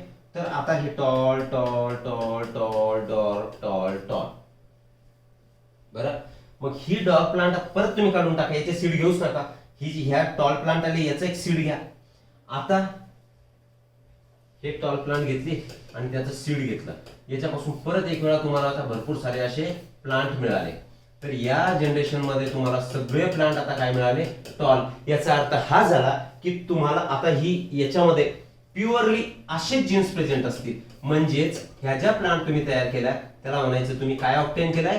प्युअर लाईन ऑब्टेन केलाय. काय करावं लागलं प्युअर लाईन ऑब्टेन करण्यासाठी? 2 ते 3 जनरेशन. ही पहिली जनरेशन, दुसरी जनरेशन, तिसरी जनरेशन. 2 ते 3 जनरेशन तुम्हाला त्यांचं सीड्स लावावे लागले. आणि जे अनवॉन्टेड काय होतं आपल्याला डॉर्फ, ते बाजूला केलं आणि फायनली तुम्हाला सगळेच्या सगळे टॉल मिळाले. याचा अर्थ हा झाला की ही प्युअर लाईन झाली. आता यातली कोणतेही सीड काढा, सगळे प्लांट तुम्हाला टीच येणार. म्हणजे सगळे प्युअर येणार. प्युअर येणार म्हणजे त्यांच्यामध्ये होमोझायगस कंडिशन असणार, म्हणजे टीच प्रेझेंट असणार, कॅपिटल. त्याला म्हणायचं प्युअर लाइन. अभी इसका मीनिंग सामने लिखा है मैंने. ये तुम लोगों को थ्योरी पार्ट में लिखने के लिए काम आएगा. और प्योर लाइन ऑब्टेन करने के लिए कितनी जनरेशंस चाहिए? तो जनरेशन 2 से 3 जनरेशन तक हम उसका सोइंग करते रहेंगे और अनवांटेड कैरेक्टर रिमूव करते रहेंगे, so that you will be able to obtain the pure line. Individual और group of individual which is homozygous और ट्रू ब्रीडिंग. हे बघा, होमोझायगस और ट्रू ब्रीडिंग, त्याला म्हणायचं तुम्ही प्युअर लाईन. चलो. मोनोहायब्रिड म्हणजे काय आणि डायहायब्रिड घेतलंच नाही. All right. मोनोहायब्रिड कशाला म्हणायचंय? सी यार. आता परत मी घेतोय कॅरेक्टर. काय घेऊ? कॅरेक्टर. पार्ट झालं पाहिजे बिलकुल. म्हणजे पार्ट म्हणजे concept clear. Height is a character. हे कॅरेक्टर घेतलं. कॅरेक्टर कसे भेटले होते मेंडलला? कॉन्ट्रास्टिंग. कॉन्ट्रास्टिंग म्हणजे काय? एक मिळाला होता टॉल, दुसरा मिळाला होता डॉर्फ. ठीक आहे. मग हा टॉल काय होता रे? प्युअर पेरेंट होते. पहिली स्टेप हीच होती. पहिल्या स्टेप मध्ये प्युअर पेरेंट होते. आता ही होमोझायगस कंडिशन आहे. किती गॅमेट बाहेर पडतील? याच्यापासून एक, याच्यापासून एक. आता यांचं तुम्ही हे गॅमेट झाले, गॅमेट एकत्र आले आणि त्यांच्यापासून काय तयार झाला? तर F1 हायब्रिड तयार झाला. F1 जनरेशन आहे, फर्स्ट फिलियल जनरेशन आहे. आणि ही जनरेशन कोणती होती तुमची? P1 जनरेशन, पेरेंटची जनरेशन. ऑलराईट. ओके. प्रश्न काय आपला? मोनोहायब्रिड. मला एक सांगा, यांनी मेंडल साहेबांनी हा क्रॉस केला, याच्यामध्ये कॅरेक्टर किती घेतलं? Single. Height is a single character. त्याच्यासोबत कलर शेप काही घेतला का? नाही. सिंगल कॅरेक्टर, पण त्याच्या ट्रेट कशा आहेत? तर कॉन्ट्रास्टिंग, त्या विरुद्ध ट्रेट आहेत. म्हणजेच cross made between to parents. Cross कोणामध्ये केला? 2 पेरेंट्स मध्ये. एक टॉल पेरेंट आहे, एक डॉर्फ पेरेंट आहे. कन्सिडरिंग, काय कन्सिडर केलंय?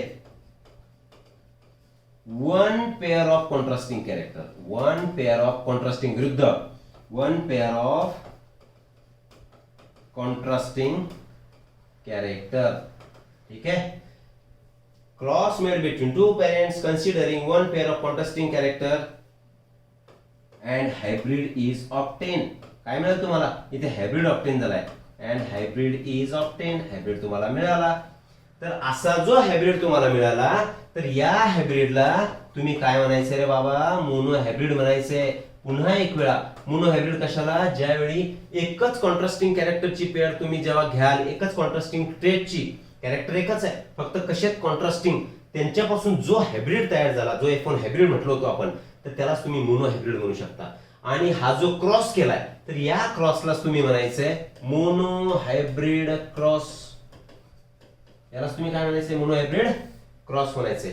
आता मोनो हायब्रिड क्रॉसची डेफिनेशन विचारली तर cross made between two pure parents considering single pair of contrasting character is called as monohybrid cross. आणि याच्यामध्ये वेगवेगळे रेशिओ सुद्धा मिळतील. ओके, तर ते रेशिओ सुद्धा आपण नंतर बघू. तर जे रेशिओ मोनो हायब्रिड क्रॉस मध्ये मिळतील त्याला तुम्ही म्हणणार मोनो हायब्रिड रेशियो. राइट, तो ये हो गया मोनो हाइब्रिड. अभी F1 जनरेशन पता चल गया. ये जो जनरेशन पेरेंट्स के क्रॉस करने के बाद यहाँ पे जो जनरेशन मिला तो उसको बोलेंगे हम फर्स्ट फिलियल जनरेशन और F1 जनरेशन. म्हणजेच it refers to first filial generation. It consist of all offsprings produce from parental cross. या पेरेंटल क्रॉस पासून जे काय तुम्हाला ऑफस्प्रिंग मिळणार, प्रोजेनी मिळणार किंवा जे खालचे जनरेशनचे प्लांट मिळणार, त्या सगळ्यांना तुम्ही म्हणणार F1 जनरेशन. क्लियर? आगे बढ़ेंगे. F2 जनरेशन क्या है रे भैया? अभी F2 जनरेशन देखो, यहाँ पे हमने दिया था T, यहाँ पे T. अब मनी वन में बातें करते रहो. बोलो इसको क्या लिखो? इसको मैं लिखूंगा अभी P1 जनरेशन, क्योंकि पेरेंट है. पहली स्टेप थी मेंडल साहब की, प्योर पेरेंट का सिलेक्शन. इसमें कर दिया क्रॉस. इसमें से क्या निकलेगा? सोचो, T. यहाँ पे क्या निकलेगा? T. तो ये क्या बन गए? गैमेट्स. अभी गैमेट्स क्या हो गए? गैमेट्स का होगा फ्यूजन. तो ये हो गया फर्टिलाइजेशन. यहाँ पे क्या बना? यहाँ पे बन गया F1 जनरेशन. अब F1 जनरेशन में मेल भी हो सकता है और फीमेल भी हो सकती है. इसको हमने इंडिकेट किया मेल और इसको इंडिकेट करेंगे फीमेल. समझ आ रहा है सबके? क्या बात कर रहे हैं हम? देखो, ये हो गया मोनो हाइब्रिड क्रॉस एक्सपेरिमेंट. ये हो गई इसकी F1 जनरेशन, मतलब फर्स्ट जनरेशन. तो ये जो प्लांट्स है, तो बहुत सारे प्लांट होगी, उसमें से कुछ प्लांट मेल होगी, कुछ फीमेल होगी. तो अब इनमें सेल्फिंग करना है. ये पहला स्टेप था, सिलेक्शन ऑफ प्योर पेरेंट. ये प्योर पेरेंट को सिलेक्ट किया. उनमें सेकेंडली क्या किया? आर्टिफिशियल क्रॉस किया और ये प्रोडक्ट मिला आर्टिफिशियल क्रॉस.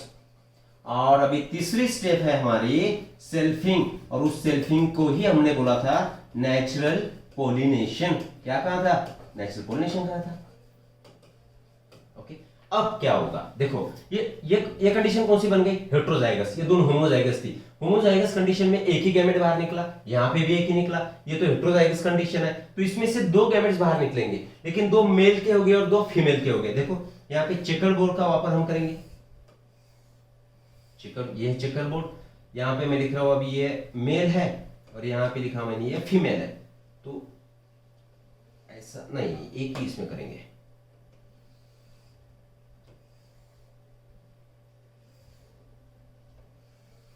ये चेकर बोर्ड है, प्रोबेबिलिटी फाइंड आउट करना है. इसलिए अभी ये देखो, ये मेल के गैमेट क्या बनेंगे? या तो कैपिटल टी होगा या तो स्मॉल टी होगा. फीमेल, ये फीमेल का है, तो फीमेल में भी चांस क्या है? कैपिटल टी रहेगा और स्मॉल टी रहेगा, क्योंकि हेट्रोजाइगस कंडीशन है. अब देखो, इसमें से चांस क्या है? चांस क्या है? ये टी के साथ भी मिल सकता, और जो प्लांट बनेगी तो वो प्लांट क्या रहेगी? टॉल, है ना. ये इसके साथ भी मिक्स हो सकता, तो ये रहेगी प्लांट फिर से टॉल. ये इसके साथ मिक्स होगा टीटी, तो ये भी प्लांट बनेगी टॉल. ऑलरेडी हम देख चुके, है ना. और ये टीटी जब मिक्स होगा तो ये प्लांट बनेगी डॉर्फ. जब F1 जनरेशन में हमने सेल्फिंग किया, इनके माध्यम से जो भी प्रोडक्ट हमें मिले उसे हम बोलेंगे. अभी ये जो प्लांट्स हमें मिली, तो ये प्लांट्स कौन सी है? दिस इज F2 जनरेशन. म्हणजे शॉर्टकट मध्ये सांगायचं झालं तर F1 जनरेशन पासून तुम्ही जे काय प्लांट मिळवणार ते म्हणजे तुमची F2 जनरेशन. ठीक आहे. आता हा एक्सपेरिमेंट कोणता झाला मला सांगा? दिस इज मोनो हायब्रिड एक्सपेरिमेंट. कोणता एक्सपेरिमेंट झालाय? Mono hybrid. का? कारण single pair of contrasting trait इथे दिसते. तर ही F1 जनरेशन झाली आहे मोनो हायब्रिडची, आणि ही झाली F2 जनरेशन. F2 जनरेशन मध्ये आता हे प्लांट तुम्ही ऑब्झर्व केले, तर तुम्हाला बाहेरून बघितलं, तुम्ही सांगितलं 1 2 3 प्लांट कशा आल्या? या 3 प्लांट कशा आल्या बाबा? टॉल आल्या. आणि एक प्लांट कशी आली आहे? इथे लिहितो मी एक प्लांट कशी आली आहे? डॉर्फ. काय बघून सांगितलं रे तुम्ही? काय बघितलं तुम्ही याच्यामध्ये? बाहेरून बघितलं फक्त. हा 4 प्लांट आल्या होत्या, या 3 प्लांट टॉल आहेत आणि एक प्लांट छोटी आहे. मग टॉल आणि डॉर्फ यांचा जर तुम्ही रेशिओ काढला तर काय बघून काढला? त्यांचं बाहेरून बघून. आणि बाहेरून बघून जे आपण ट्रेटचं एक कॅरेक्टर सांगतो, तर ते काय झालंय? फिनोटाइप. मग हा जो रेशिओ मिळालाय तुम्हाला कोणत्या जनरेशन मध्ये मिळालाय? F2 जनरेशन मध्ये. त्याला तुम्ही काय म्हणणार? Phenotypic ratio. मग मी इथे लिहितोय फिनोटायपिक रेशिओ. फिनोटायपिक रेशिओ कोणता क्रॉस केलाय तुम्ही? Of monohybrid. मोनोहायब्रिड क्रॉस किती झालाय? It is 3:1. हे लक्षात ठेवायचंय. मोनोहायब्रिड एक्सपेरिमेंट केल्यानंतर त्यांच्यामध्ये जो फिनोटायपिक रेशिओ तुम्हाला मिळतोय तो F2 जनरेशन मध्ये मिळणार. बाहेरून बघून सांगितलं की 3 टॉल आले, 1 डॉर्फ आली, 3:1. पण आता मला जीनोटाइप सांगा. यस, नाउ पता नहीं पड़ेगा. बोलो क्या है जीनोटाइप का मतलब? क्या? ये तीनों भी टॉल है, लेकिन देखो ये प्योर टॉल है क्योंकि होमोजाइगस है, और ये हेटेरोजाइगस होने के बावजूद भी क्या है? टॉल ही है. मतलब हम अभी यहां पे लिखेंगे, देखो मैं यहां पे लिख रहा हूं एक टॉल, लेकिन क्या लिखा अभी? बोलो होमोजाइगस. क्या लिखा मैंने? Homozygous tall. क्यों? दोनों भी जीन्स एलीली एक जैसी है. ये भी टॉल है, ये टॉल लिखा मैंने, लेकिन ये टॉल कैसा है? हेटेरोजाइगस, क्योंकि टी और टी दोनों टी अलग अलग है. और तीसरा क्या ट्रेट क्या थी हमारी? डॉर्फ. तो डॉर्फ कैसा मिला हमें? ये तो होमोजाइगस है, क्योंकि डॉर्फनेस या रिसेसिव कैरेक्टर ये होमोजाइगस कंडिशन में ही मिलेगा. मग आता मला सांगा होमोजाइगस टॉल किती दिसतात तुम्हाला याच्यामध्ये? सॉरी, होमोजाइगस टॉल म्हणजे फक्त सारखे असणारे किती दिसतात? हा. मग हे किती झाले? 1. हे काय तुमचे हेटेरोजाइगस, तर हे 2 आणि डॉर्फ किती आहे? 1. म्हणजे काय बघून सांगितलं तुम्ही हा रेशिओ? हा रेशिओ तुम्ही त्यांचा जीनोटाइप बघून सांगितला की कोणत्या जीन्समुळे ते ट्रेट त्यांच्यात दिसल्या, आणि ते जीन्स होते होमोजाइगस 1 होता, हेटेरोजाइगस 2 होते, आणि परत होमोजाइगसचा 1 डॉर्फचा होता. मग मोनोहायब्रिड क्रॉस मध्ये genotypic ratio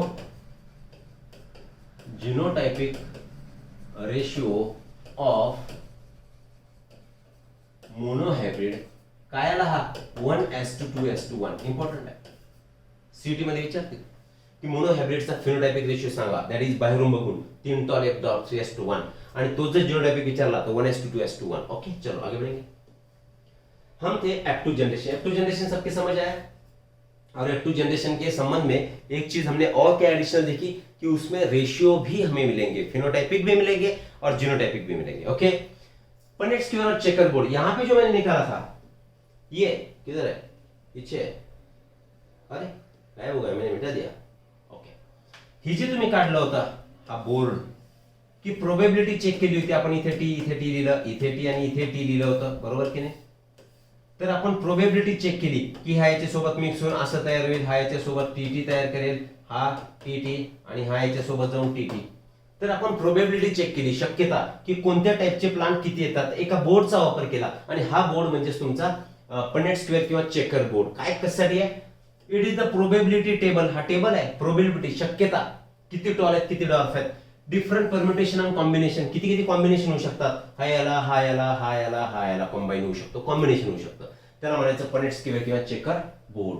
homologous chromosome already we have mention. Homologous chromosome म्हणजे काय? Structurally, morphologically and genetically similar chromosomes are called as homologous chromosomes. Okay, आगे बढ़ते हैं. Back cross, test cross. अभी टाइम देखने दो बॉस, क्योंकि बहुत लंबा चल रहा है शायद ये 1 घंटा 8 मिनट. No problem. देखो बैक क्रॉस क्या है, टेस्ट क्रॉस क्या है, ये सेपरेटली भी हम स्टडी कर सकते हैं, फिर भी बता रहा हूं. सी हियर, ये टीटी है, ये टीटी है, ये हो गई तुम्हारी P1 जनरेशन. ठीक है, तो इसको हम जब बैकक्रॉस और टेस्ट क्रॉस स्टडी करेंगे तो डिटेल में स्टडी करेंगे. बैकक्रॉस क्यों कहेंगे, टेस्ट क्रॉस क्यों कहेंगे, या तो बैकक्रॉस को टेस्ट क्रॉस क्यों नहीं कह सकते, सब चीजें हम वहां पे डिस्कस करेंगे. तो इसमें से गैमेट बोलो होमोजाइगस है, यहां से टी निकला, यहां से भी होमोजाइगस है तो टी निकला, तो दोनों का कॉम्बिनेशन होके नीचे क्या निकला? टी. इसको भी हमने क्या बोला? टॉल. ये क्या है? टॉल है. ये क्या है? डॉर्फ है. समजलं तुम्हाला?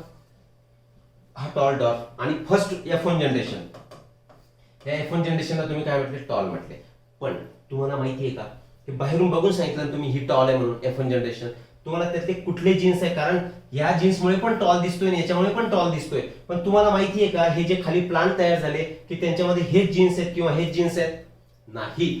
मग या टॉल प्लांट मध्ये कोणती जनरेशन आहे, F1 जनरेशनच्या प्लांट मध्ये कोणत्या टाइपचे जीन्स प्रेझेंट असतात ते फाइंड आउट करण्यासाठी जी टेस्ट करतात त्याला म्हणायचं तुम्ही टेस्ट क्रॉस किंवा त्यालाच म्हणायचं बॅक क्रॉस. हे आता आपण नेक्स्ट लेक्चर मध्ये कव्हर करू. ठीक आहे. होप इथपर्यंत तुम्हाला सगळं कळालेलं असावं. एक एक लाईन याच्यामध्ये आपण एक्सप्लेन केलेली आहे आणि सरळ सोप्या साध्या भाषेमध्ये केलेली आहे. तर आता प्रत्येक व्हिडिओ स्टार्ट केल्यानंतर एंड पर्यंत बघा, त्याच्या नोट्स काढा आणि याच्यापेक्षा बाहेर तुम्हाला अजिबात करण्याची गरज नाही. 100च्या 100 questions I can promise you that will appear in your CET exam. ठीक आहे. थँक्यू. तर पुढच्या लेक्चरमध्ये भेटूयात.